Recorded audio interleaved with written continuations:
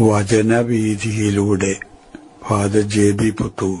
വിശുദ്ധ ലൂക്കാ രചിച്ച നമ്മുടെ കർത്താവ് യേശുമിശിഹായുടെ പരിശുദ്ധ സുവിശേഷം. അധ്യായം 7 36 മുതൽ 50 വരെയുള്ള വാക്യങ്ങൾ. പാപിനിക്ക് മോചനം.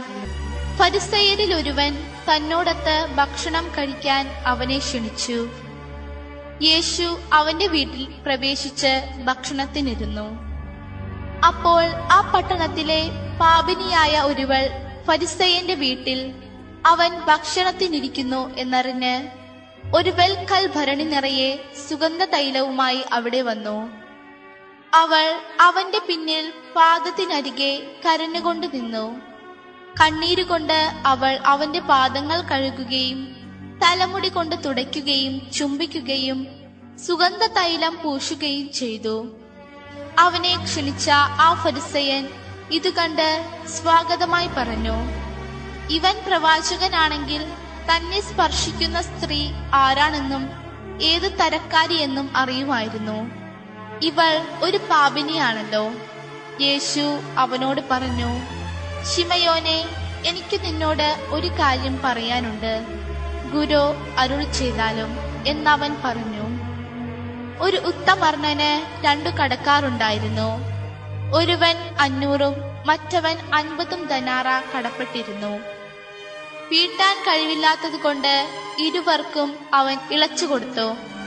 ആ 2 പേരിൽ ആരാണ് അവനെ കൂടുതൽ സ്നേഹിക്കുക?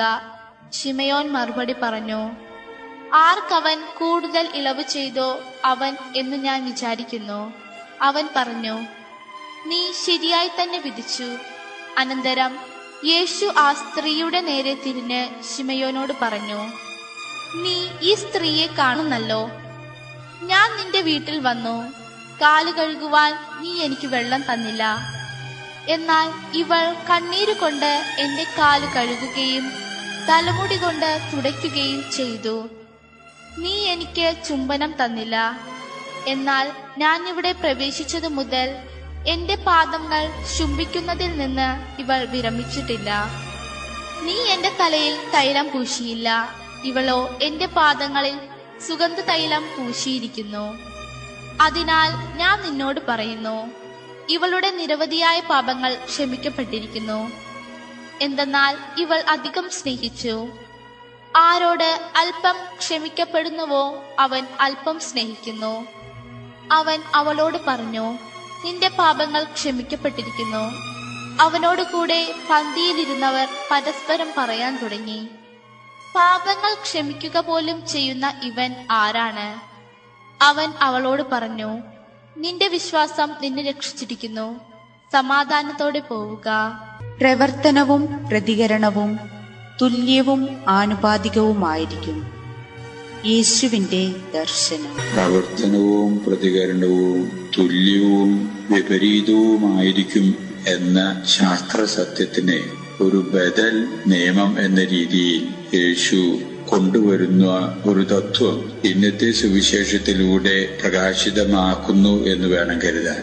അതനുസരിച്ച് പ്രവർത്തനവും പ്രതികരണവും തുല്യവും വിപരീതവുമായിരിക്കും എന്നതിന് പകരം ആനുപാതികവുമായിരിക്കും എന്നതാണ് യേശുവിന്റെ ആ ബദൽ നിയമം.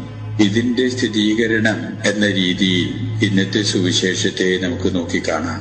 യേശുവിന്റെ ബഹുമാനാർത്ഥം ശിമയോൻ എന്ന ധനാഢ്യൻ നൽകിയ വിരുന്ന് സൽക്കാരത്തിന് ഇടയിലേക്ക് ആ പട്ടണത്തിലെ കുപ്രസിദ്ധയായ ഒരു പാപിനി കടന്നു വരുന്നു. അവളുടെ കൈവശം വളരെയേറെ വിലപിടിപ്പുള്ള ഒരു കുപ്പി സുഗന്ധദ്രവ്യമുണ്ട്. അവൾ വന്ന് രംഗനിരീക്ഷണം ചെയ്തതിനു ശേഷം തന്റെ ആത്മാർത്ഥമായ സ്നേഹത്തിന്റെ പൂർണ്ണതയിൽ യേശുവിനോടുള്ള ആത്മസമർപ്പണത്തിന്റെ പ്രതീകമെന്ന രീതിയിൽ പ്രണമിച്ചുകൊണ്ട് ആ കുപ്പിയിലുള്ള തൈലം യേശുവിന്റെ പാദത്തിൽ ഒഴിക്കുകയും തലമുടി കൊണ്ട് അത് തുടയ്ക്കാനും ഇടവരുന്നു. ഈ സ്ത്രീയുടെ ആ പ്രവർത്തനം ആതിഥേയനും മറ്റു കൂട്ടർക്കും അത്ര രുചിച്ചില്ല. ഈ അവസരം ഉപയോഗിച്ചുകൊണ്ടാണ് യേശു ഈ പുതിയ നിയമം പ്രകാശനം ചെയ്യുന്നത് എന്ന് കരുതുന്നതിൽ അപാകതയില്ല എന്ന് വേണം കരുതാൻ. യേശു പറയുന്നു, നിങ്ങൾ ആ സ്ത്രീയെ പഴി പറയേണ്ടതില്ല. ആ സ്ത്രീയുടെ ആത്മാർത്ഥത നിറഞ്ഞ സ്നേഹത്തിന്റെ തീവ്രത എന്റെ കാരുണ്യത്തോടു കൂടിയുള്ള പ്രവർത്തനത്തിന് അത് പ്രേരകമായി എന്നുള്ളതാണ് സത്യം. ആ സ്ത്രീയുടെ ആത്മാർത്ഥ നിറഞ്ഞ സമർപ്പണം അതിന് ആനുപാതികമായിട്ടുള്ള രീതിയിലെ ദൈവപുത്രനായിട്ടുള്ള യേശു പ്രവർത്തിക്കാനിടവരുന്നു. തുടർന്ന് യേശു പറയുന്നു, ആത്മാർത്ഥതയുടെ സ്നേഹനിർഭരമായിട്ടുള്ള പ്രതികരണം ഏതൊരു വ്യക്തിയിൽ കുറഞ്ഞിരിക്കുന്നുവോ അതിന് ആനുപാതികമായ രീതിയിൽ മാത്രമേ ദൈവത്തിന്റെ ഭാഗത്തു നിന്നുള്ള കാരുണ്യത്തോടു കൂടിയുള്ള വർധനത്തിനും അർഹത ആ വ്യക്തിക്ക് ഉണ്ടാവുകയുള്ളൂ എന്നതാണ് അതിന്റെ ചുരുക്കം. അപ്പൊ നമ്മുടെ ഭാഗത്തു നിന്ന് എന്തുമാത്രം ഔദാര്യത്തോടും ആത്മാർത്ഥതയോടും കൂടെ ദൈവത്തിനോടും മറ്റുള്ളവരോടും നാം വർത്തിക്കുന്നുവോ അതിന്റെ തോതനുസരിച്ച് മാത്രമേ ദൈവത്തിൽ നിന്നും അപരനിൽ നിന്നും പ്രതികരണങ്ങൾ നാം ആഗ്രഹിക്കേണ്ടതുള്ളൂ, അഭിലഷിക്കേണ്ടതുള്ളൂ എന്നുള്ള ആ പുതിയ തത്വമാണ് യേശു ഇവിടെ പഠിപ്പിക്കുന്നത്.